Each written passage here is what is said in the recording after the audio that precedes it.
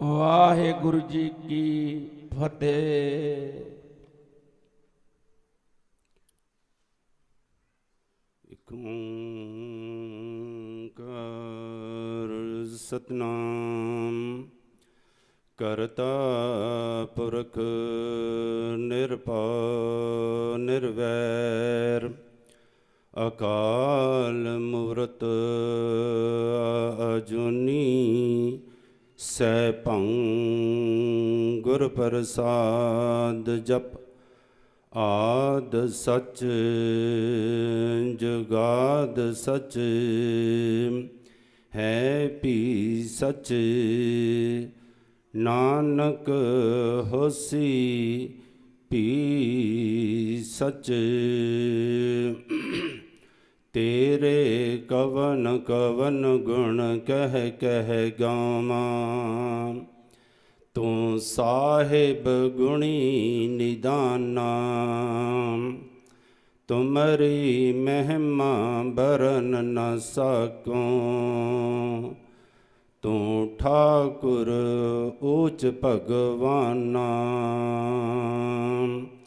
ਬੇਸੁਮਾਰ ਅਥਾ ਅਗੰਤ ਅਤੁਲੈ ਜਿਉ ਬੁਲਾਵਹੁ ਤਿਉ ਨਾਨਕ ਦਾਸ ਬੋਲੇ। ਰਾਜਨ ਰਾਜ ਪਾਨਾਨ ਪਾਨ ਦੇਵਾਨ ਦੇਵ ਉਪਮਾ ਮਹਾਨ ਸਾਹਿਬ ਸ਼੍ਰੀ ਗੁਰੂ ਗ੍ਰੰਥ ਸਾਹਿਬ ਜੀ ਦੀ ਪਾਵਨ ਪਵਿੱਤਰ ਗੋਦ ਦੇ ਵਿੱਚ ਬੈਠ ਕੇ ਗੁਰੂ ਪਾਤਸ਼ਾਹ ਦੀ ਮਿੱਠੀ ਅਤੇ ਨਿੱਘੀ ਗੋਦ ਦਾ ਨਿੱਘ ਕੀਰਤਨ ਦਾ ਰਸ ਸਤ ਸੰਗਤ ਦਾ ਆਨੰਦ ਮਾਣ ਰਹੀ ਗੁਰੂ ਪਿਆਰੀ ਗੁਰੂ ਸਵਾਰੀ ਸਾਧ ਸੰਗਤ ਜੀ, ਇਸ ਵਕਤ ਗੁਰੂ ਨੇ ਰਹਿਮਤਾਂ ਬਖਸ਼ਿਸ਼ਾਂ ਕਰਕੇ ਚੱਲ ਰਹੇ ਸਮਾਗਮ ਦੇ ਅੰਦਰ 11ਵੀਂ ਲੜੀ ਦੇ ਅਖੰਡ ਪਾਠ ਸਾਹਿਬ ਜੀ ਦੇ ਭੋਗ ਪਏ ਹਨ। ਤਕਰੀਬਨ ਸਮਾਗਮ ਸਮਾਪਤੀ ਦੇ ਬਿਲਕੁਲ ਨੇੜੇ ਹੈ। ਅੱਜ ਇਸ ਸਾਲ ਦੇ ਅੰਦਰ ਜੋ ਮਾਰਚ ਦਾ ਸਮਾਗਮ ਅਖੀਰਲੀ ਲੜੀ ਦੇ ਅਖੰਡ ਪਾਠ ਸਾਹਿਬ ਜੀ ਥੋੜ੍ਹੇ ਸਮੇਂ ਤੋਂ ਬਾਅਦ ਪ੍ਰਾਰੰਭ ਹੋ ਜਾਣੇ ਹਨ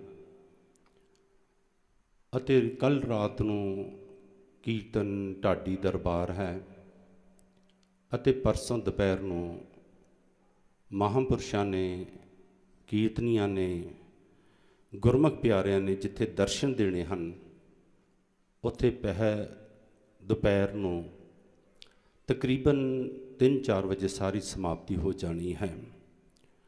ਅੱਜ ਜੋ ਗੁਰੂ ਨੇ ਰਹਿਮਤ ਬਖਸ਼ਿਸ਼ ਕੀਤੀ, ਪ੍ਰਸੰਨ ਹੋ ਕੇ ਸਾਡੀ ਝੋਲੀ ਦੇ ਵਿੱਚ ਸ਼ਬਦ ਪਾਇਆ ਮੁਖ ਵਾਗ ਦੇ ਰਾਹੀਂ, ਉਹ ਆਪ ਜੀ ਨੇ ਸਰਵਣ ਕੀਤਾ।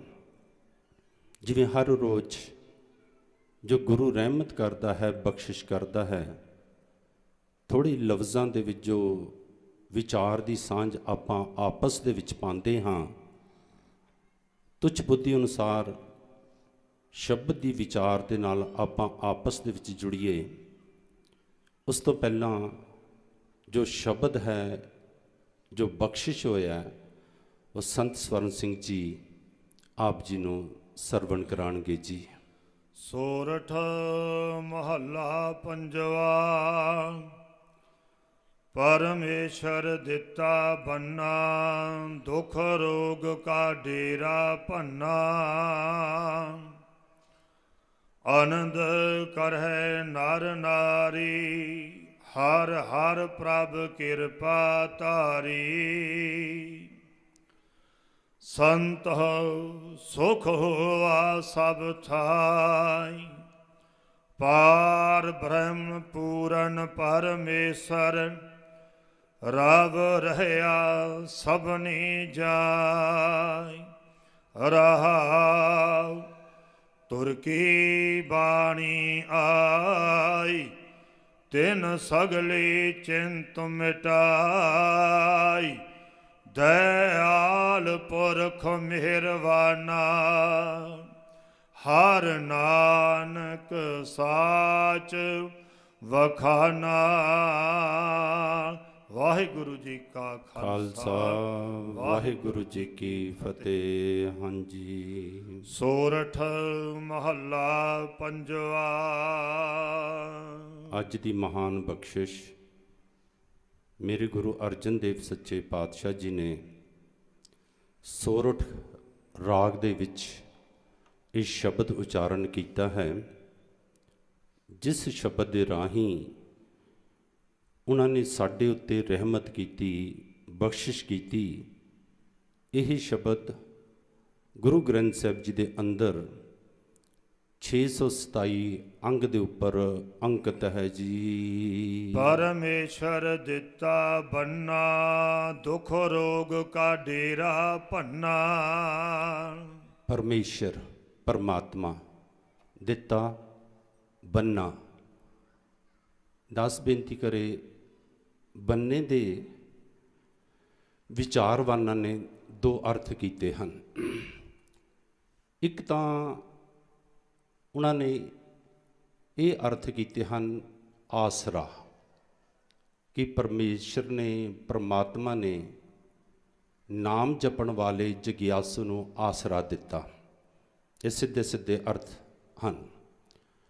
ਪਰ ਗਹਿਰਾ ਚਿੰਤਨ ਜਿਨ੍ਹਾਂ ਨੇ ਕੀਤਾ, ਉਹਨਾਂ ਨੇ ਥੋੜ੍ਹਾ ਇਹ ਗੱਲ ਵੀ ਕਹੀ ਕਿ ਜਿਹੜੇ ਅਧਿਆਤਮ ਦੇ ਮਾਰਗ ਦੇ ਉੱਪਰ ਚੱਲਦੇ ਹਨ, ਉਹਨਾਂ ਨੂੰ ਜਿਹੜੇ ਵਿਕਾਰ ਰੁਕਾਵਟ ਪਾਉਂਦੇ ਹਨ, ਉਹਨਾਂ ਨੂੰ ਬੰਨਾ ਦੇ ਦਿੱਤਾ, ਭਾਵ ਰੋਕ ਲਗਾ ਦਿੱਤੀ।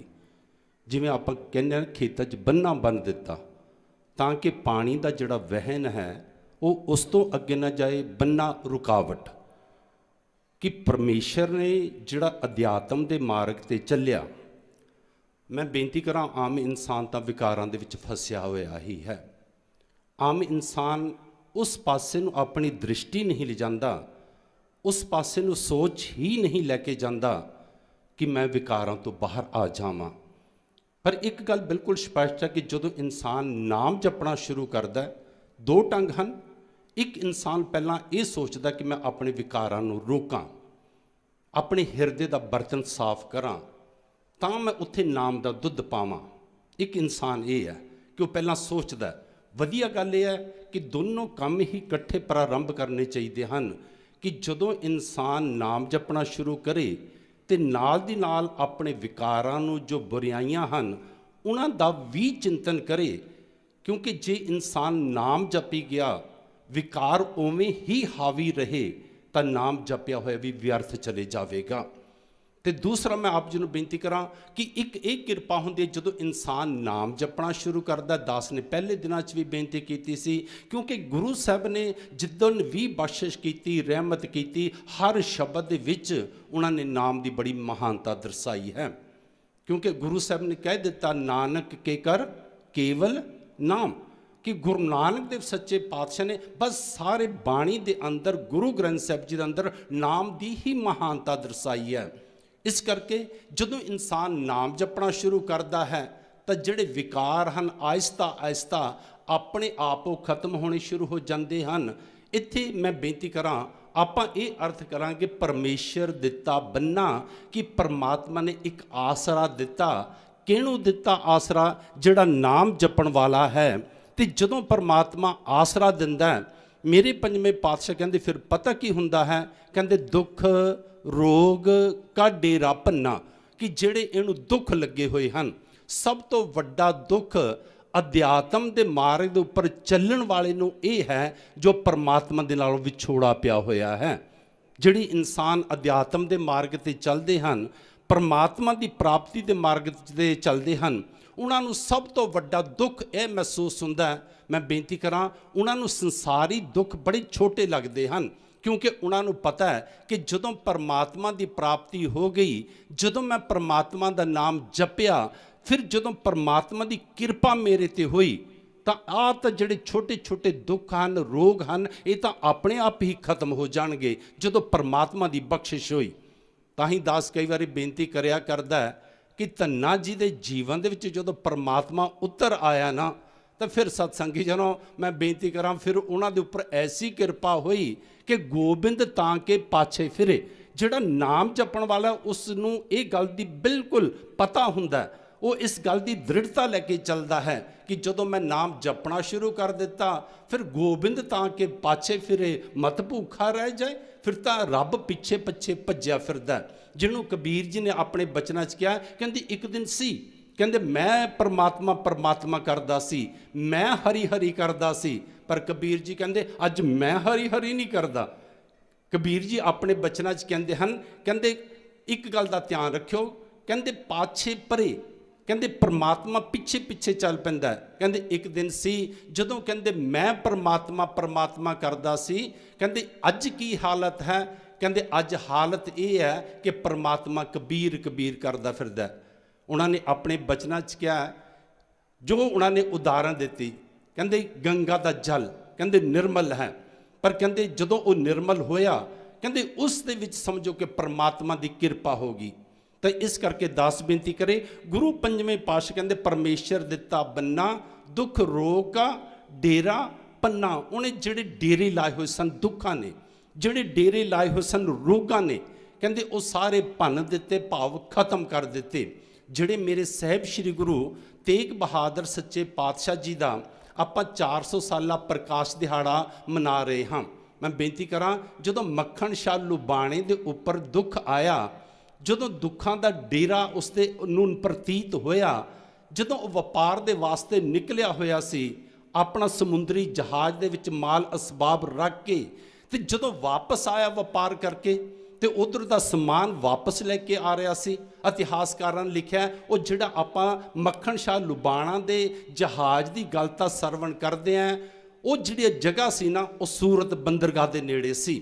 ਕਹਿੰਦੇ ਜਦੋਂ ਬਿਲਕੁਲ ਨੇੜੇ ਆਇਆ ਨਾ, ਤੇ ਅੱਜ ਵੀ ਮੈਂ ਬੇਨਤੀ ਕਰਾਂ, ਕਈ ਵਾਰੀ ਤੁਸੀਂ ਸਮੁੰਦਰਾਂ ਦੇ ਕੰਢਿਆਂ ਤੇ ਜਾਵੋ, ਬੜੇ ਸਾਲ ਹੋਏ ਦਾਸ ਬੰਬੇ ਰੁਕਿਆ ਹੋਇਆ ਸੀ, ਥੋੜੀ ਦੂਰੀ ਤੇ ਇੱਕ ਜਹਾਜ਼ ਸ਼ਿਪ ਸਤਸੰਗੀਆਂ ਨੂੰ ਸਮੁੰਦਰੀ ਜਹਾਜ਼ ਉੱਥੇ ਬਰੇਤੀ ਦੇ ਵਿੱਚ ਫਸਿਆ ਹੋਇਆ ਸੀ। ਤੇ ਜਦੋਂ ਬਰੇਤੀ ਦੇ ਵਿੱਚ ਫਸ ਜਾਂਦੇ ਹਨ ਨਾ ਸਮੁੰਦਰੀ ਜਹਾਜ਼, ਫਿਰ ਉਹਨਾਂ ਨੂੰ ਕੱਢਣ ਦਾ ਕੋਈ ਸਾਧਨ ਨਹੀਂ ਰਹਿ ਜਾਂਦਾ, ਜਾਂ ਤਾਂ ਰੱਬ ਕਿਰਪਾ ਕਰਕੇ ਪਾਣੀ ਉੱਚਾ ਹੋ ਜਾਏ ਜਿਸ ਦੇ ਉੱਪਰ ਉਤਰ ਜਾਣ। ਜਦੋਂ ਬਰੇਤੀ 'ਚ ਫਸ ਜਾਣਾ, ਫਿਰ ਉਹਨਾਂ 'ਚੋਂ ਮਾਲ ਅਸਬਾਬ ਕੱਢ ਕੇ ਉਹਨਾਂ ਨੂੰ ਤੋੜ ਕੇ ਉਹਨਾਂ ਦਾ ਕਚਰਾ ਫਿਰ ਉਹ ਸਤਸੰਗੀ ਜਿਹਨੂੰ ਵੇਚਣਾ ਹੀ ਪੈਂਦਾ ਹੈ। ਮੈਂ ਬੇਨਤੀ ਕਰਾਂ, ਇਸੇ ਤਰ੍ਹਾਂ ਮੱਖਣ ਸ਼ਾਹ ਲੁਬਾਣੇ ਦਾ ਜਹਾਜ਼ ਬਰੇਤੀ ਦੇ ਵਿੱਚ ਫਸ ਗਿਆ ਸੀ।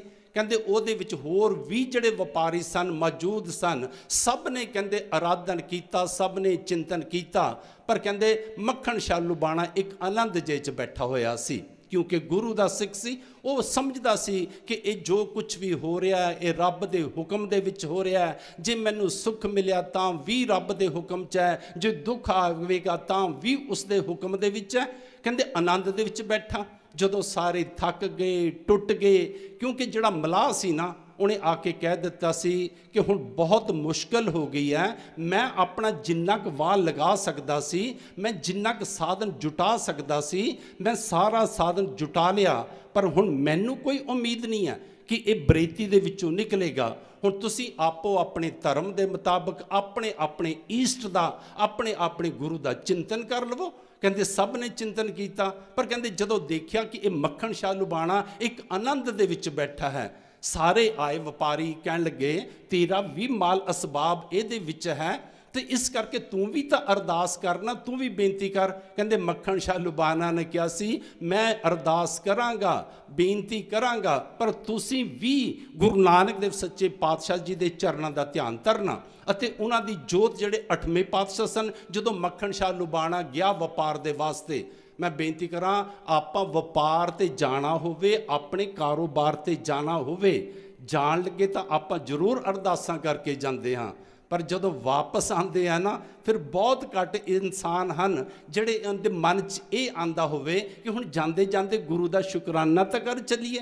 ਕਹਿੰਦੇ ਮੱਖਣ ਸ਼ਾਹ ਲੁਬਾਣਾ ਜਦੋਂ ਮੱਥਾ ਟੇਕ ਕੇ ਗਿਆ, 8ਵੇਂ ਪਾਤਸ਼ਾਹ ਦਿੱਲੀ ਵਿੱਚ ਹੀ ਸਤਸੰਗੀ ਜਨੋਂ, ਕਹਿੰਦੇ ਉਹਨਾਂ ਦੇ ਚਰਨਾਂ ਤੇ ਨਮਸਕਾਰ ਕਰਕੇ ਗਿਆ, ਸੱਚੇ ਪਾਤਸ਼ਾਹ ਕਿਰਪਾ ਕਰਨੀ, ਰਹਿਮਤ ਕਰਨੀ। ਗੁਰੂ ਨੇ ਰਹਿਮਤ ਬਖਸ਼ਿਸ਼ ਕੀਤੀ ਕਿ ਮੱਖਣ ਸ਼ਾਹ ਲੁਬਾਣਾ ਜਾ, ਪਰਮਾਤਮਾ ਕਿਰਪਾ ਕਰੇਗਾ, ਪਰਮੇਸ਼ਰ ਦਿੱਤਾ ਬੰਨਾ ਕਿ ਪਰਮਾਤਮਾ ਕਿਰਪਾ ਕਰੇਗਾ, ਪਰਮਾਤਮਾ ਤੇਰੇ ਅੰਗ ਸੰਗ ਸਹਾਈ ਹੋਵੇਗਾ। ਹੁਣ ਜਦੋਂ ਬਰੇਤੀ ਦੇ ਵਿੱਚ ਫਸਿਆ, ਕਹਿੰਦੇ ਮੱਖਣ ਸ਼ਾਹ ਲੁਬਾਣਾ ਨੇ ਅੱਖਾਂ ਬੰਦ ਕੀਤੀਆਂ, 8ਵੇਂ ਪਾਤਸ਼ਾਹ ਦੇ ਚਰਨਾਂ ਦਾ ਧਿਆਨ ਧਰ ਲਿਆ। ਕਹਿੰਦੀ ਜਦੋਂ 8ਵੇਂ ਪਾਤਸ਼ਾਹ ਦੇ ਚਰਨਾਂ ਦਾ ਧਿਆਨ ਧਰਿਆ ਨਾ, ਤੇ ਸਤਸੰਗੀ ਜਨੋਂ ਉਸ ਵਕਤ ਪਤਾ ਕੀ ਹੋਇਆ, ਤੇ ਕਹਿੰਦੇ ਮੱਖਣ ਸ਼ਾਹ ਲੁਬਾਣਾ ਇਹ ਅਰਦਾਸ ਕਰਦਾ ਸੱਚੇ ਪਾਤਸ਼ਾਹ, ਕਿਸੇ ਹੀ ਕੋਈ ਕੋਏ ਮੰਝ ਨਿਮਾਣੀ ਹਿੱਕ ਤੂੰ, ਕਿ ਪ੍ਰਮਾਤਮਾ ਕਿਸੇ ਦਾ ਕੋਈ ਹੋਏਗਾ, ਕਿਸੇ ਦਾ ਕੋਈ ਹੋਏਗਾ, ਮੇਰੇ ਤਾਂ ਸਿਰਫ ਤੁਸੀਂ ਹੋ, ਤੁਸੀਂ ਰਹਿਮਤ ਕਰੋ, ਤੁਸੀਂ ਬਖਸ਼ਿਸ਼ ਕਰੋ। ਉਹਦੇ ਅੰਦਰ ਅਰਦਾਸ ਇਹ ਚੱਲਦੀ ਹੈ। ਮੈਂ ਬੇਨਤੀ ਕਰਾਂ, ਜਦੋਂ ਆਪਾਂ ਵੀ ਬੇਨਤੀ ਕਰੀਏ, ਅਰਦਾਸ ਕਰੀਏ, ਆਪਣਾ ਵੀ ਅੰਦਰ ਦੀ ਅਵਸਥਾ ਇਹ ਹੋਣੀ ਚਾਹੀਦੀ ਹੈ ਕਿ ਸਗਲ ਦੁਆਰ ਕੋ ਛਾੜ ਕੇ ਗਿਓ ਤੁਹਾਰੋ ਦੁਆਰ, ਬਾहें ਗहें ਕੀ ਲਾਜ ਅਸ ਗੋਬਿੰਦ ਦਾਸ ਤੁਹਾਰ, ਕਿ ਸੱਚੇ ਪਾਤਸ਼ਾਹ ਮੈਨੂੰ ਹੋਰ ਕਿਸੇ ਦੁਆਰ ਦਾ ਕੋਈ ਆਸਰਾ ਨਹੀਂ ਹੈ, ਬਸ ਤੁਹਾਡੇ ਦੁਆਰ ਤੇ ਮੈਂ ਆਇਆ ਹਾਂ, ਤੁਸੀਂ ਕਿਰਪਾ ਕਰੋ। ਕਹਿੰਦੇ ਜਦੋਂ ਇਹ ਅਰਦਾਸ ਬੇਨਤੀ ਕਰ ਰਹੇ ਸਨ, ਕਹਿੰਦੇ ਬਿਲਕੁਲ ਇੱਕ ਮਨ ਇੱਕ ਚਿੱਤ ਹੋ ਕੇ ਜਦੋਂ ਜੁੜ ਗਏ, ਥੋੜੀ ਦੇਰ ਤੋਂ ਬਾਅਦ ਆ ਕੇ ਕਹਿੰਦੇ ਕੀ ਕੀਤਾ, ਜਿਹੜਾ ਬੇੜਾ ਚਲਾਉਣ ਵਾਲਾ ਸੀ ਨਾ ਮਲਾਹ, ਉਹਨੇ ਆ ਕੇ ਆਖਿਆ ਕਿ ਬੇੜਾ ਬਸ ਬਰੇਤੀ ਦੇ ਵਿੱਚੋਂ ਬਾਹਰ ਆ ਗਿਆ, ਸਮੁੰਦਰ ਦਾ ਪਾਣੀ ਉੱਚਾ ਹੋ ਗਿਆ, ਉਸ ਕਰਕੇ ਉਹਦੇ ਵਿੱਚੋਂ ਬਾਹਰ ਆ ਗਿਆ। ਕਹਿੰਦੇ ਮੱਖਣ ਸ਼ਾਹ ਲੁਬਾਣਾ ਨੇ ਮਨ ਹੀ ਮਨ ਕਹਿੰਦੇ ਗੁਰੂ ਦਾ ਸ਼ੁਕਰਾਨਾ ਕੀਤਾ ਉੱਥੋਂ ਹੀ, ਕਿਉਂਕਿ ਜਦੋਂ ਉਹਨੇ ਅਰਦਾਸ ਕੀਤੀ ਤੇ ਮਨ ਦੇ ਵਿੱਚ ਇਹ ਸੰਕਲਪ ਬਣਾ ਲਿਆ, ਸੱਚੇ ਪਾਤਸ਼ਾਹ ਦਸੌਂਦ ਤਾਂ ਮੈਂ ਕੱਢਦਾ ਹੀ ਕੱਢਦਾ ਹਾਂ। ਮੈਂ ਬੇਨਤੀ ਕਰਾਂ, ਆਪਾਂ ਵੀ ਦਸਾਂ ਨੌਹਾਂ ਦੀ ਕਿਰਤ ਕਮਾਈ ਦੇ ਵਿੱਚੋਂ ਭੇਟ ਦਿੰਦੇ ਹਾਂ ਸਤਸੰਗੀ ਜਨੋਂ, ਪਰ ਮੈਂ ਬੇਨਤੀ ਕਰਾਂ ਦਸੌਂਦ ਦੇਣੀ ਬੜੀ ਔਖੀ ਜੀ ਗੱਲ ਹੈ।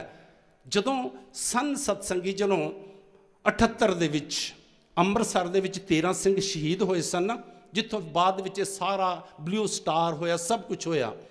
ਉਹ ਜਿਹੜੇ ਪ੍ਰੇਮੀ ਸਨ 13 ਸਤਸੰਗੀ ਜਨੋਂ, ਉਹ ਜਿਹੜੇ 13 ਪ੍ਰੇਮੀ ਸਨ, ਉਹ ਸੁਬਹ ਸੁਬਹ ਕੀਰਤਨ ਕਰਦੇ ਸਨ, ਅਖੰਡ ਕੀਰਤਨੀਏ ਜਥੇ ਦੇ ਸਨ। ਤਾਂ ਉਦੋਂ ਨਿਰੰਕਾਰੀਆਂ ਦਾ ਥੋੜਾ ਜਿਹਾ ਰੌਲਾ ਪੈ ਗਿਆ ਸੀ, ਤੇ ਇੱਧਰ ਭਿੰਦਰਾਂ ਦੀ ਟਕਸਾਲ ਦੇ ਮਹਾਂਪੁਰਸ਼ਾਂ ਸੰਤ ਬਾਬਾ ਕਰਤਾਰ ਸਿੰਘ ਜੀ, ਜਦੋਂ ਥੋੜਾ ਜਿਹਾ ਰੌਲਾ ਪਿਆ ਤੇ ਸਮਿਤੀ ਹਕੂਮਤ ਨੇ ਉਹਨਾਂ 13 ਸਿੰਘਾਂ ਦੇ ਉੱਪਰ ਗੋਲੀ ਚਲਾ ਦਿੱਤੀ ਸੀ। ਉਹਨਾਂ ਦੇ ਵਿੱਚੋਂ ਇੱਕ ਫੌਜਾ ਸਿੰਘ ਜੀ ਸਨ, ਤੇ ਫੌਜਾ ਸਿੰਘ ਜੀ ਪਤਾ ਕਿਹੋ ਜਿਹੇ ਸਿੱਖ ਸਨ ਕਿ ਦਸਾਂ ਨੌਹਾਂ ਦੀ ਕਿਰਤ ਕਮਾਈ ਕਰਦੇ ਸਨ, ਪਤੀ ਪਤਨੀ ਨੌਕਰੀ ਕਰਦੇ ਸਨ। ਮੈਂ ਬੇਨਤੀ ਕਰਾਂ ਸਤਿ ਨੂੰ 9 ਹਿੱਸੇ ਗੁਰੂ ਤੇ ਦਰ ਤੇ ਦਿੰਦੇ ਸਨ, ਇੱਕ ਹਿੱਸੇ ਨਾਲ ਆਪਣਾ ਘਰ ਦਾ ਗੁਜ਼ਾਰਾ ਚਲਾਉਂਦੇ ਸਨ। ਦਾਸ ਨੇ ਪਹਿਲੇ ਦਿਨਾਂ 'ਚ ਵੀ ਬੇਨਤੀ ਕੀਤੀ ਸੀ ਕਿ 9ਵੇਂ ਪਾਤਸ਼ਾਹ ਜਦੋਂ ਕਿਰਤ ਦੀ ਗੱਲ ਆਉਂਦੀ ਸੀ ਨਾ, ਤੇ ਗੁਰੂ ਨਾਨਕ ਦੇਵ ਸੱਚੇ ਪਾਤਸ਼ਾਹ ਦੀ ਗੱਲ ਕਰਦੇ ਸਨ, ਤੇ ਉਹਨਾਂ ਦਿਨਾਂ ਦੀ ਗੱਲ ਕਰਦੇ ਸਨ ਜਦੋਂ ਮੇਰੇ ਗੁਰੂ ਨਾਨਕ ਦੇਵ ਸੱਚੇ ਪਾਤਸ਼ਾਹ ਨੇ ਕਰਤਾਰਪੁਰ ਵਿਖੇ ਸਤਸੰਗੀ ਨੂੰ ਹਲ ਚਲਾਇਆ, ਤੇ ਜਿਹੜਾ ਹਲ ਚਲਾ ਕੇ ਕਮਾਈ ਹੁੰਦੀ ਸੀ ਨਾ, ਉਹਦੇ 3 ਹਿੱਸੇ ਕਰਦੇ ਸਨ। ਇੱਕ ਹਿੱਸਾ ਪਤਾ ਕੀ ਕਰਦੇ ਸਨ, ਗਰੀਬਾਂ 'ਚ ਵੰਡ ਦਿੰਦੇ ਸਨ, ਲੋੜਵੰਦਾਂ 'ਚ ਵੰਡ ਦਿੰਦੇ ਸਨ। ਦੂਜਾ ਜਿਹੜਾ ਸੀ, ਜਿਹੜੀਆਂ ਸੰਗਤਾਂ ਆ ਕੇ ਲੰਗਰ ਛਕਦੀਆਂ ਸਨ, ਜੋ ਉਹਨਾਂ ਦੀ ਰਹਿਣ ਦਾ ਇੰਤਜ਼ਾਮ ਕੀਤਾ ਜਾਂਦਾ ਸੀ, ਉਹਦੇ ਵਿੱਚ ਪਾ ਦਿੰਦੇ ਸਨ। ਤੇ ਤੀਜੇ ਹਿੱਸੇ ਨਾਲ ਆਪਣਾ ਪਰਿਵਾਰ ਤੇ ਆਪਣੇ ਸਰੀਰ ਦਾ ਗੁਜ਼ਾਰਾ ਕਰਦੇ ਸਨ। ਦਾਸ ਬੇਨਤੀ ਕਰਦਾ ਕਿ ਦਸਾਂ ਨੌਹਾਂ ਦੀ ਕਿਰਤ ਕਮਾਈ ਸਤਸੰਗੀ ਜਨੋਂ ਤੁਸੀਂ ਕਰਦੇ ਹੋ, ਤੁਸੀਂ ਭੇਟ ਦਿੰਦੇ ਹੋ, ਪਰ ਬਹੁਤ ਘੱਟ ਇਨਸਾਨ ਹੋਣਗੇ। ਹਾਂ, ਗਰੀਬ ਤਾਂ ਲੱਗਦਾ ਕਿ ਕਈ ਵਾਰੀ ਦਸੌਂ ਦੇ ਦਿੰਦਾ ਹੋਵੇਗਾ, ਜਿਹਦੀ ਲੱਖ ਰੁਪਏ ਇਨਕਮ ਹੈ ਸਤਸੰਗੀ ਜਦੋਂ ਮੈਂ ਬੇਨਤੀ ਕਰਾਂ ਮਹੀਨੇ ਦੀ, ਉਹ ਕਿੱਥੇ 10,000 ਰੁਪਈਆ ਗੁਰੂ ਦੇ ਘਰ 'ਚ ਮੱਥਾ ਟੇਕਦਾ, ਬੜਾ ਮੁਸ਼ਕਿਲ ਜਿਹਾ ਹੋ ਜਾਂਦਾ ਹੈ।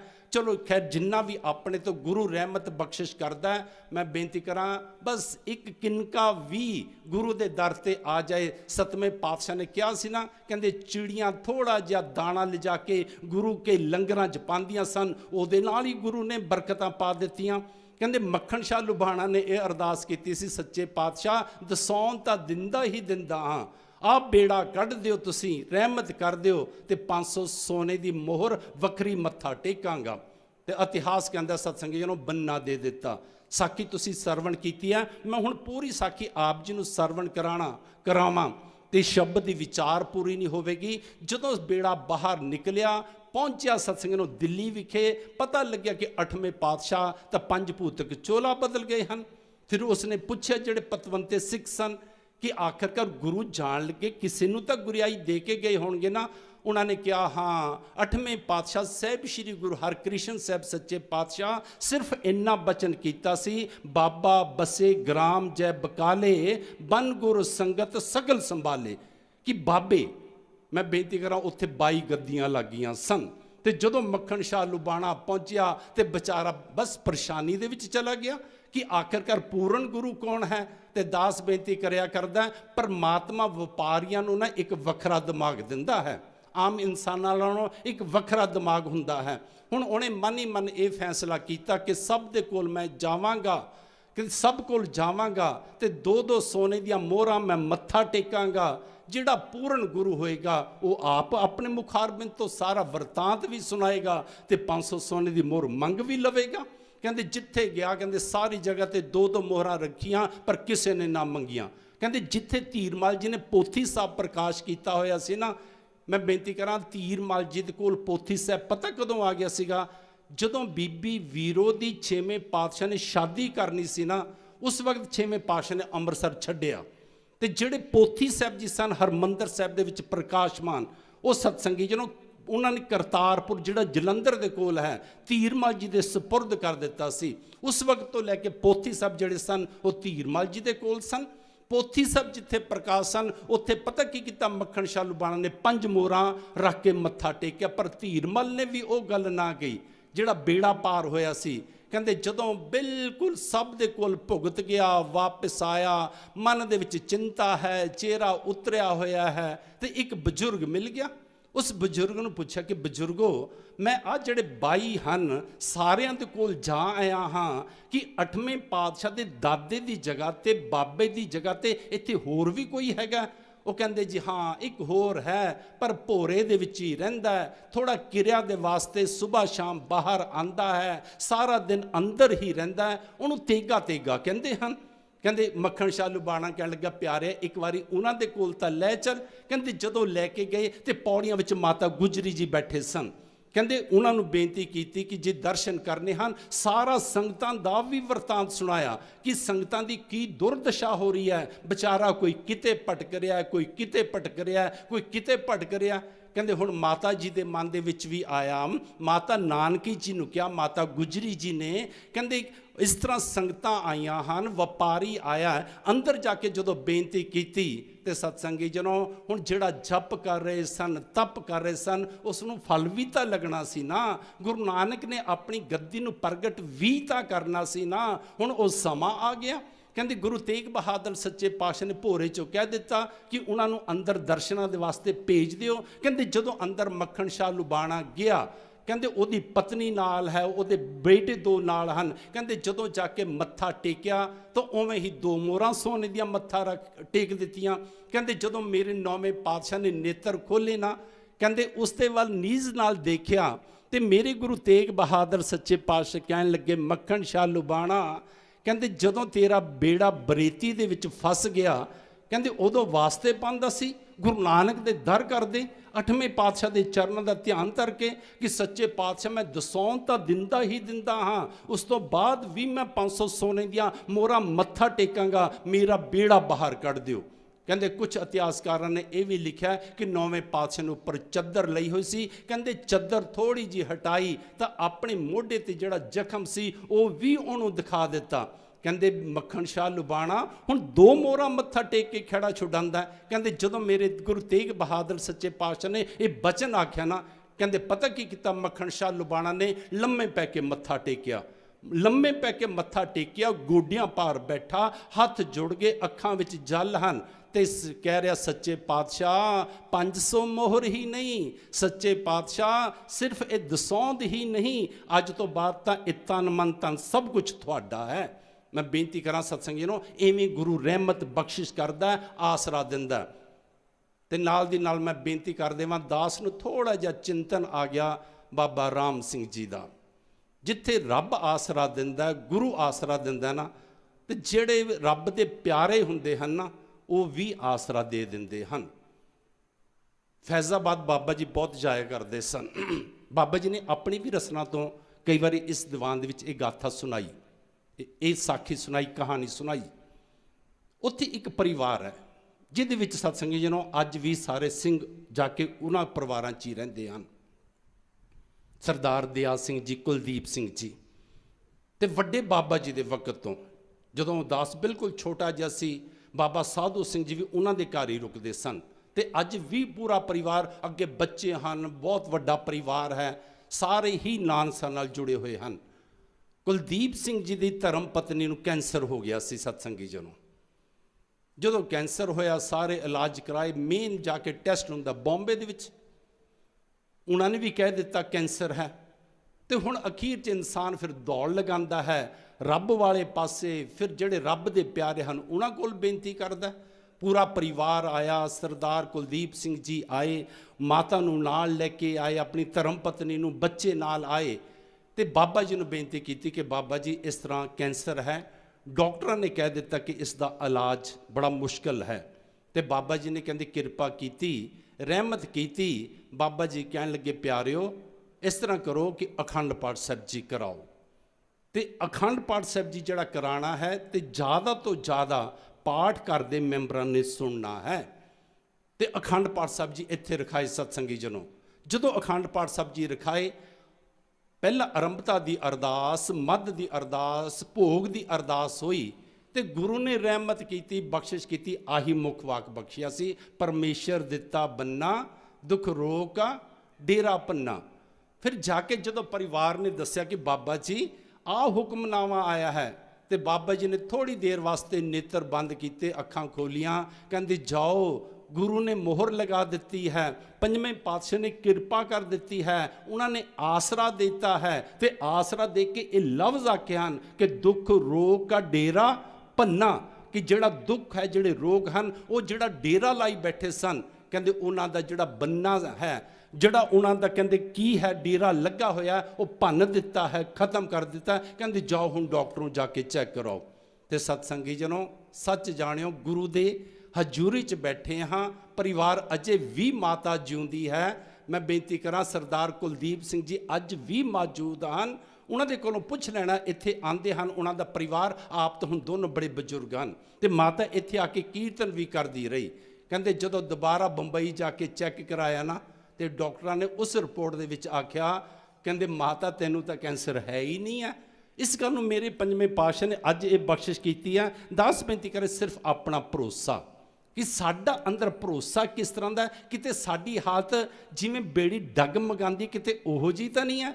ਤੇ ਜੇ ਬੇੜੀ ਡਗਮਗਾਉਂਦੀ ਹੈ ਸਤਸੰਗੀ ਜਨੋ, ਫਿਰ ਗੁਰੂ ਦੀ ਰਹਿਮਤ ਟਿਕਦੀ ਨਹੀਂ ਹੈ। ਗੁਰੂ ਦੀ ਰਹਿਮਤ ਬਖਸ਼ਿਸ਼ ਉੱਥੇ ਟਿਕਦੀ ਹੈ ਜਿੱਥੇ ਅਟਲ ਵਿਸ਼ਵਾਸ ਹੋਵੇ। ਜਿੱਥੇ ਅਟਲ ਵਿਸ਼ਵਾਸ ਹੁੰਦਾ ਹੈ ਉੱਥੇ ਗੁਰੂ ਰਹਿਮਤ ਕਰਦਾ ਹੈ, ਬਖਸ਼ਿਸ਼ ਕਰਦਾ ਹੈ, ਸਾਰੇ ਦੁੱਖਾਂ ਦੇ ਡੇਰੇ ਭੰਨ ਦਿੰਦਾ ਹੈ ਜੀ। ਆਨੰਦ ਕਰਹਿ ਨਰ ਨਾਰੀ, ਹਰ ਹਰ ਪ੍ਰਭ ਕਿਰਪਾ ਧਾਰੀ। ਜਦੋਂ ਜਗਿਆਸੂ ਪ੍ਰਮਾਤਮਾ ਦਾ ਨਾਮ ਜਪਦਾ ਹੈ, ਹਰੀ ਪ੍ਰਮਾਤਮਾ ਜਦੋਂ ਕਿਰਪਾ ਕਰਦਾ ਹੈ, ਹਰ ਹਰ ਪ੍ਰਭ ਕਿਰਪਾ ਧਾਰੀ। ਮੈਂ ਬੇਨਤੀ ਕਰਾਂ, ਕਈ ਵਾਰੀ ਇਨਸਾਨ ਸਟਰਗਲ ਤਾਂ ਬੜੀ ਕਰਦਾ ਹੈ, ਮਿਹਨਤ ਤਾਂ ਬੜੀ ਕਰਦਾ ਹੈ, ਪਰ ਜੇ ਰੱਬ ਕਿਰਪਾ ਨਾ ਕਰੇ ਤਾਂ ਮਿਹਨਤ ਨੂੰ ਫਲ ਹੀ ਨਹੀਂ ਲੱਗਦਾ। ਤੇ ਤੁਸੀਂ ਇਹ ਵੀ ਦੇਖੋ, ਕਈ ਵਾਰੀ ਇਨਸਾਨ ਮਿਹਨਤ ਬੜੀ ਘੱਟ ਕਰਦਾ ਪਰ ਉਹਨੂੰ ਫਲ ਬੜਾ ਜ਼ਿਆਦਾ ਲੱਗਦਾ, ਕਿਉਂਕਿ ਕਿਰਪਾ ਰੱਬ ਦੀ ਦ੍ਰਿਸ਼ਟੀ, ਰੱਬ ਦੀ ਕਿਰਪਾ ਉਹਨਾਂ ਦੇ ਉੱਪਰ ਹੋ ਜਾਂਦੀ ਹੈ। ਤਾਂ ਹੀ ਤਾਂ ਗੁਰੂ ਸਾਹਿਬ ਨੇ ਕਿਹਾ ਕਿ ਜਦੋਂ ਪਰਮਾਤਮਾ ਦੀ ਨਜ਼ਰ ਸਿੱਧੀ ਹੈ ਤੇ ਨਾਨਕ ਪਾਤਸ਼ਾਹੀ ਪਾਤਸ਼ਾਹ, ਕਹਿੰਦੇ ਪਾਤਸ਼ਾਹਾਂ ਦਾ ਵੀ ਪਾਤਸ਼ਾਹ ਕਰ ਦਿੰਦਾ। ਪਰ ਮੇਰੇ ਗੁਰੂ ਸਾਹਿਬ ਕਹਿੰਦੇ ਨਦਰ ਉਪੱਠੀ ਜੇ ਕਰੇ, ਸੁਲਤਾਨਾ ਘਾਉ ਕਰਾਇੰਦਾ, ਦਰ ਮੰਗਣ ਭਿੱਖ ਨਾ ਪਾਇੰਦਾ। ਇਸ ਵਾਸਤੇ ਪੰਜਵੇਂ ਪਾਤਸ਼ਾਹ ਕਹਿੰਦੇ ਜਦੋਂ ਪਰਮਾਤਮਾ ਦਾ ਕੋਈ ਨਾਮ ਜਪਦਾ ਹੈ, ਫਿਰ ਪਰਮਾਤਮਾ ਕਿਰਪਾ ਕਰਦਾ ਹੈ। ਕਹਿੰਦੇ ਫਿਰ ਪਤਾ ਕਿਸ ਅਵਸਥਾ ਦੇ ਵਿੱਚ ਲੈ ਕੇ ਜਾਂਦਾ ਹੈ, ਆਨੰਦ ਕਰੇ ਨਰ ਨਾਰੀ, ਭਾਵ ਕਿ ਸਾਰੇ ਹੀ ਆਨੰਦ ਦੀ ਅਵਸਥਾ ਦੇ ਵਿੱਚ ਚਲੇ ਜਾਂਦੇ ਹਨ, ਸੁੱਖਾਂ ਦੇ ਵਿੱਚ, ਪਰਮ ਸੁੱਖ ਦੇ ਵਿੱਚ ਚਲੇ ਜਾਂਦੇ ਹਨ, ਪਰਮ ਸੁੱਖ ਮਹਿਸੂਸ ਕਰਦੇ ਹਨ ਜਦੋਂ ਪਰਮਾਤਮਾ ਕਿਰਪਾ ਕਰਦਾ ਹੈ ਜੀ। ਸੰਤ ਹੋ ਸੁਖ ਹੋਆ ਸਭ ਥਾਈ, ਪਾਰ ਬ੍ਰਹਮ ਪੂਰਨ ਪਰਮੇਸ਼ਰ, ਰਵ ਰਹਿਆ ਸਭਨੀ ਜਾਈ। ਰਹਾਉ ਵਾਲੀ ਪੰਕਤੀ ਦੇ ਵਿੱਚ ਮੇਰੇ ਪੰਜਵੇਂ ਪਾਤਸ਼ਾਹ ਫਰਮਾਨ ਕਰਦੇ ਹਨ, ਸੰਤੋ ਸੁਖ ਹੋਆ ਸਭ ਥਾਈ, ਨਾਮ ਜਪਣ ਵਾਲਿਆਂ ਨੂੰ। ਇੱਥੇ ਸੰਤੋ ਕਿਹਾ, ਨਾਮ ਜਪਣ ਵਾਲਿਆਂ ਨੂੰ। ਕਹਿੰਦੀ ਇਹ ਇਨਸਾਨ ਨਾਮ ਜਪਣ ਵਾਲਿਓ, ਇੱਕ ਗੱਲ ਦਾ ਧਿਆਨ ਰੱਖੋ, ਸੁਖ ਹੋਆ ਸਭ ਥਾਈ, ਕਿ ਸਾਰੀ ਜਗ੍ਹਾ ਤੇ ਹੀ ਉਹ ਇਨਸਾਨ ਨੂੰ ਸੁੱਖ ਮਹਿਸੂਸ ਹੋਣਾ ਸ਼ੁਰੂ ਹੋ ਜਾਂਦਾ ਹੈ। ਇਹ ਨਹੀਂ ਕਿ ਉਹਨੂੰ ਬਸ ਸੰਗਤ ਵਿੱਚ ਬੈਠ ਕੇ ਸੁੱਖ ਹੋਏਗਾ। ਜਿਹੜਾ ਨਾਮ ਜਪਦਾ ਉਹ ਆਪਣੇ ਘਰ ਵੀ ਚਲਾ ਗਿਆ, ਵਿਦੇਸ਼ ਦੇ ਵਿੱਚ ਵੀ ਚਲਾ ਗਿਆ ਸਤਸੰਗੀ ਜਨੋ, ਉਹਨੂੰ ਸਾਰੀ ਜਗ੍ਹਾ ਤੇ ਸੁੱਖ ਪ੍ਰਤੀਤ ਹੁੰਦਾ ਹੈ। ਪਾਰ ਬ੍ਰਹਮ ਪੂਰਨ ਪਰਮੇਸ਼ਰ, ਕਹਿੰਦੇ ਕਿਉਂ? ਕਿਉਂ ਸਭ ਜਗ੍ਹਾ ਹੁੰਦਾ ਹੈ? ਕਹਿੰਦੇ ਜਿਹੜਾ ਪਰਮਾਤਮਾ ਹੈ, ਕਹਿੰਦੇ ਰਵ ਰਿਹਾ ਸਭਨੀ ਥਾਈਂ, ਕਹਿੰਦੇ ਉਹ ਤਾਂ ਸਾਰੀ ਜਗ੍ਹਾ ਤੇ ਵਿਆਪਕ ਹੈ ਜੀ। ਤੁਰ ਕੀ ਬਾਣੀ ਆਈ ਤਿਨ ਸਗਲੀ ਚਿੰਤ ਮਿਟਾਈ।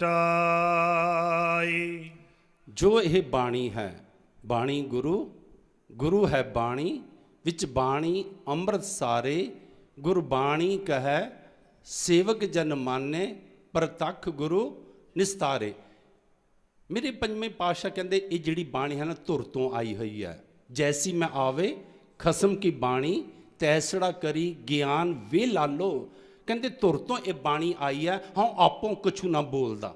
ਮੇਰੇ ਗੁਰੂ ਸਾਹਿਬ ਕਹਿੰਦੇ ਮੈਂ ਕੁਛ ਆਪ ਨਹੀਂ ਬੋਲ ਰਿਹਾ, ਮੇਰੇ ਤੇ ਇੱਕ ਰਹਿਮਤ ਹੋ ਰਹੀ ਹੈ, ਬਖਸ਼ਿਸ਼ ਹੋ ਰਹੀ ਹੈ। ਜਿਵੇਂ ਅੰਦਰ ਬਸ ਮੀਂਹ ਦਾ ਇੱਕ ਝਰਨਾ ਚੱਲ ਰਿਹਾ ਹੈ। ਕਹਿੰਦੇ ਉਹ ਜਿਹੜੀ ਬਾਣੀ ਆਈ ਹੈ ਧੁਰ ਤੋਂ ਆਈ ਹੈ। ਕਹਿੰਦੇ ਇਸ ਬਾਣੀ ਕਰਦੀ ਪਤਾ ਕੀ ਹੈ? ਤਿੰਨ ਸਗਲੀ ਚਿੰਤ ਮਿਟਾਈ। ਕਹਿੰਦੇ ਪਿਆਰਿਆ ਕਿਤੇ ਬਾਣੀ ਦੇ ਮੁਤਾਬਕ ਆਪਣਾ ਜੀਵਨ ਤਾਂ ਬਤੀਤ ਕਰ, ਕਹਿੰਦੇ ਤੇਰੀਆਂ ਸਾਰੀਆਂ ਚਿੰਤਾਵਾਂ ਖਤਮ ਕਰ ਦੇਵੇਗੀ। ਦਇਆਲ ਪੁਰਖ ਮਿਹਰਵਾਨਾ, ਹਰ ਨਾਨਕ ਸਾਚ ਵਖਾਨਾ।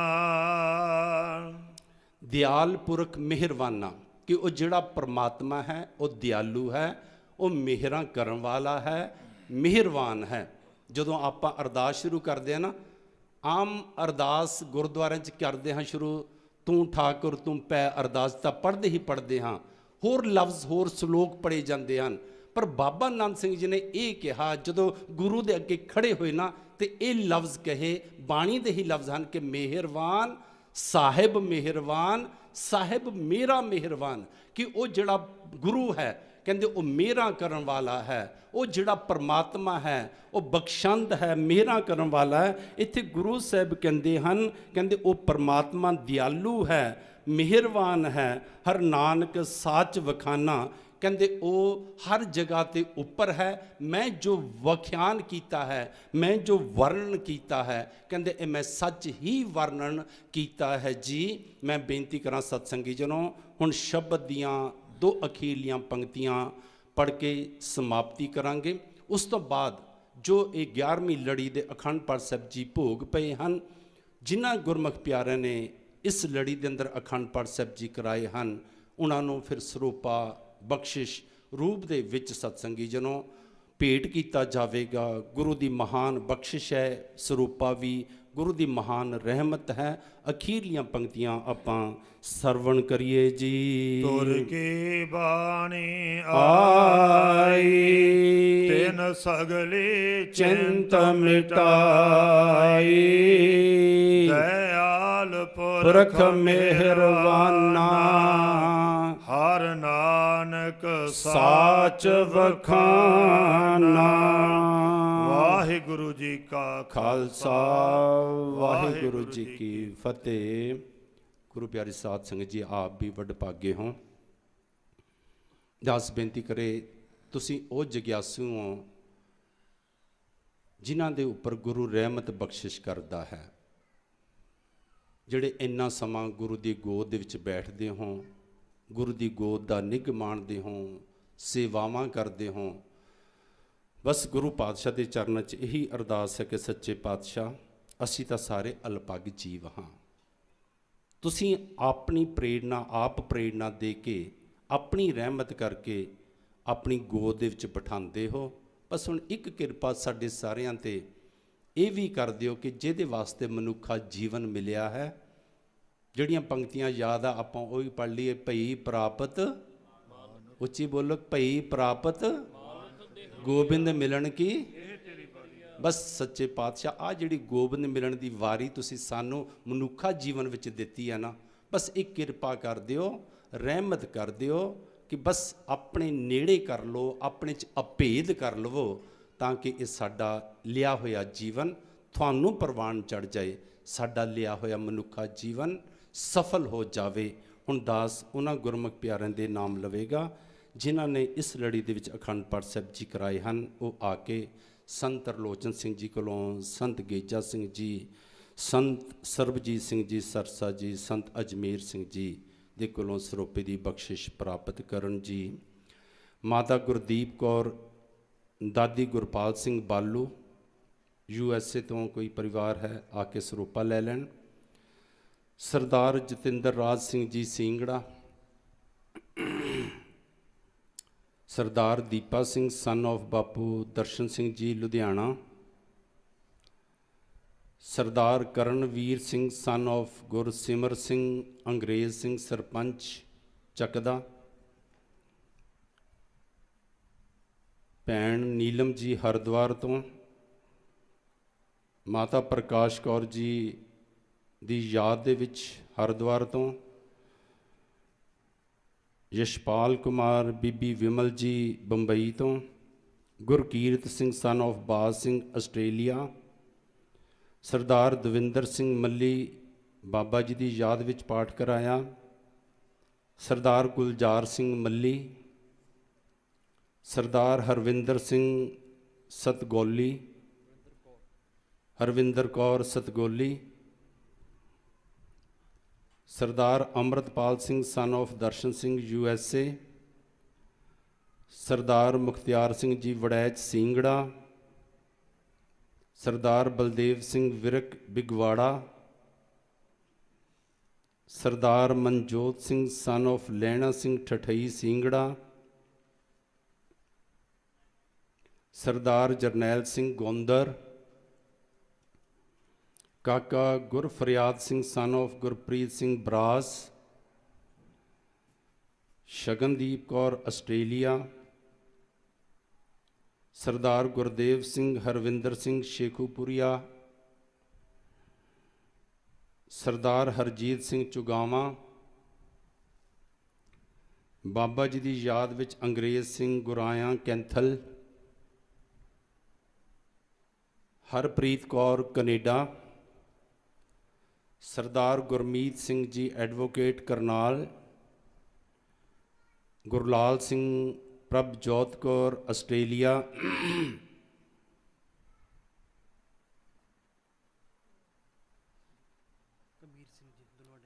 ਸਰਦਾਰ ਕਮੀਰ ਸਿੰਘ ਦੁਲਵਾ ਦੇ ਡੇਰੇ ਤੋਂ, ਸਰਦਾਰ ਸਤਵਿੰਦਰ ਸਿੰਘ ਰਣਜੀਤ ਨਗਰ, ਸਰਦਾਰ Amritpal Singh son of Darshan Singh USA, Sardar Hardeep Singh ਸਿੰਗੜਾ Dera ਸ਼ੇਖੂਪੁਰੀਆ, Sardar Harjot Singh son of Randhir Singh, ਸਰਦਾਰ ਬਲਦੇਵ ਸਿੰਘ ਸੁਰਜੀਤ ਸਿੰਘ ਉਲਾਸਨਗਰ, ਸਰਦਾਰ ਮਹਿੰਦਰ ਸਿੰਘ ਜੀ ਤਾਰਾਪੁਰ, ਸੋਨੂ ਸਿੰਘ ਪ੍ਰੇਮ ਸਿੰਘ ਉਲਾਸਨਗਰ, ਸ਼੍ਰੀ ਨਾਨਕ ਜੀ ਬੀਬੀ ਨਾਨਕੀ ਜੀ ਉਲਾਸਨਗਰ। ਕਈ ਵਾਰੀ ਨਾਮ ਲੈਣ ਤੋਂ ਲਿਖਣ ਵਿੱਚ ਜਾਂ ਬੋਲਣ ਦੇ ਵਿੱਚ ਰਹਿ ਜਾਂਦਾ, ਫਿਰ ਵੀ ਕਿਸੇ ਨੇ ਇਸ ਲੜੀ ਦੇ ਵਿੱਚ ਅਖੰਡ ਪਾਠ ਸਾਹਿਬ ਜੀ ਕਰਾਏ ਹੁਣ ਆ ਕੇ ਦੱਸ ਕੇ ਸਰੋਪੇ ਦੀ ਬਖਸ਼ਿਸ਼ ਪ੍ਰਾਪਤ ਕਰ ਲਵੇ। ਆਪ ਜੀ ਨੂੰ ਭਲੀ ਭਾਂਤ ਪਤਾ ਹੀ ਹੈ ਕਿ ਹੁਣ ਆਨੰਦ ਸਾਹਿਬ ਜੀ ਦਾ ਪਾਠ ਹੋਵੇਗਾ, ਨਾਲ ਹੀ ਮੁੱਖ ਵਾਕ ਤੇ ਨਾਲ ਹੀ ਅਖੀਰਲੀ ਤੇ 12ਵੀਂ ਲੜੀ ਦੇ ਅਖੰਡ ਪਾਠ ਸਾਹਿਬ ਜੀ ਪ੍ਰਾਰੰਭਤਾ ਦੀ ਅਰਦਾਸ ਹੋਵੇਗੀ ਅਤੇ ਉਸ ਤੋਂ ਬਾਅਦ ਗੁਰੂ ਘਰ ਦੇ ਆਏ ਹੋਏ ਕੀਰਤਨੀਏ ਜੋ ਆ ਕੇ ਤਕਰੀਬਨ ਹਰ ਦੀਵਾਨਾਂ ਦੇ ਵਿੱਚ ਬਾਬਾ ਜੀ ਦੇ ਵਕਤ ਵੀ ਹੁਣ ਵੀ ਆ ਕੇ ਹਾਜ਼ਰੀਆਂ ਭਰਦੇ ਹਨ, ਗੁਰੂ ਦੀਆਂ ਮਹਾਂਪੁਰਸ਼ਾਂ ਦੀਆਂ ਅਤੇ ਆਪ ਸਭ ਸੰਗਤਾਂ ਦੀਆਂ ਖੁਸ਼ੀਆਂ ਹਾਸਲ ਕਰਦੇ ਹਨ। ਭਾਈ ਸਾਹਿਬ ਭਾਈ ਕਸ਼ਮੀਰ ਸਿੰਘ ਜੀ ਬੈਠੇ ਹਨ। ਹੋਰ ਵੀ ਵਿਸ਼ੇਸ਼ ਤੌਰ ਤੇ ਅੱਜ ਮਹਾਂਪੁਰਸ਼ ਸੰਤ ਬਾਬਾ ਬਲਵਿੰਦਰ ਸਿੰਘ ਜੀ ਕੁਰਾਲੀ ਵਾਲੇ ਉਹ ਰਾਤ ਦੇ ਆਏ ਹੋਏ ਹਨ। ਉਹਨਾਂ ਨੇ ਕੀਰਤਨ ਦੁਆਰਾ ਆਪ ਜੀ ਨੂੰ ਨਿਹਾਲ ਕਰਨਾ। ਦਾਸ ਬੇਨਤੀ ਕਰੇਗਾ, ਕੋਸ਼ਿਸ਼ ਕਰਿਆ ਕਰੋ, ਕਿਸੇ ਤੇ ਕੋਈ ਜ਼ੋਰ ਤਾਂ ਨਹੀਂ ਹੈ, ਬੇਨਤੀ ਕਰ ਸਕਦੇ ਹਾਂ।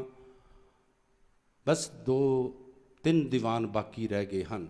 ਅੱਜ ਦਾ ਹੈ, ਕੱਲ ਸ਼ਾਮ ਦਾ ਹੈ, ਵਿਸ਼ੇਸ਼ ਜੋ ਦੀਵਾਨ ਹਨ।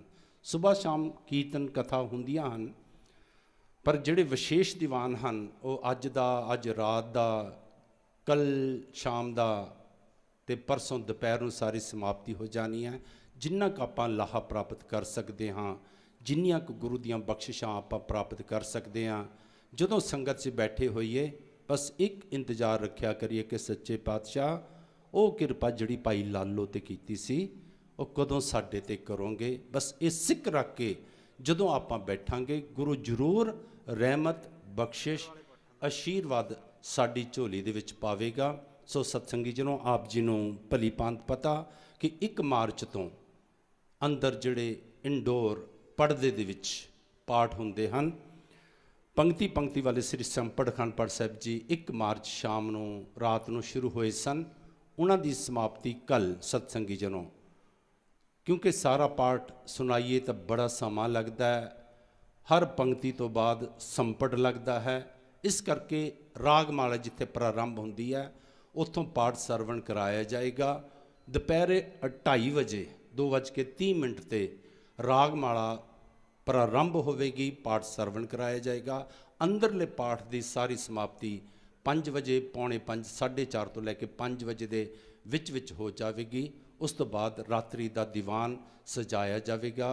ਕੱਲ ਰਾਤ ਨੂੰ ਭਾਈ ਸਪਾਈ ਇੰਦਰਜੀਤ ਸਿੰਘ ਜੀ ਖਾਲਸਾ ਅਤੇ ਗੁਰਪ੍ਰੀਤ ਸਿੰਘ ਜੀ ਲਾਂਡਰਾਂ ਢਾਡੀ ਜਥਾ, ਗੁਰਚਰਨ ਸਿੰਘ ਜੀ BAG ਢਾਡੀ ਜਥਾ ਅਤੇ ਜੋ ਹੋਰ ਬਾਬਾ ਜੀ ਨਾਲ ਇੱਥੇ ਇਲਾਕੇ ਵਿੱਚ ਰਹਿਣ ਵਾਲੇ ਕੀਰਤਨੀਏ ਗੁਰਮੁਖ ਪਿਆਰੇ ਹਨ, ਸਾਰੇ ਹਾਜ਼ਰੀਆਂ ਭਰ ਕੇ ਆਪ ਸਭ ਸੰਗਤਾਂ ਨੂੰ ਨਿਹਾਲ ਕਰਨਗੇ।